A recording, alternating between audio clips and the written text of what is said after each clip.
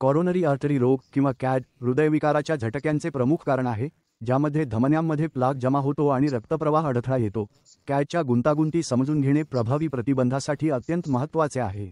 धूम्रपान, उच्च रक्तदाब आणि वाढलेले LDL कोलेस्ट्रॉल स्तर यासह अनेक जोखमीचे घटक हृदयविकाराच्या झटक्यांची शक्यता वाढवतात.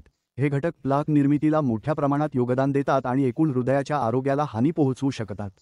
हृदयविकाराच्या झटक्याची लक्षणे व्यक्तींमध्ये खूप वेगवेगळी असू शकतात. छातीत वेदना हे सर्वात सामान्य सूचक आहे.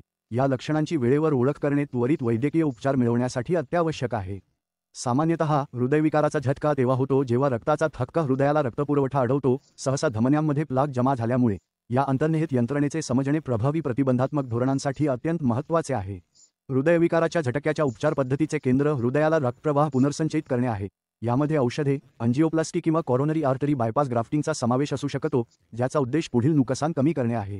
हृदयविकाराच्या झटक्यानंतर पुनर्प्राप्तीमध्ये व्यायामाला प्रोत्साहन देणारे आणि शिक्षण देणारे पुनर्वसन कार्यक्रम समाविष्ट आहेत.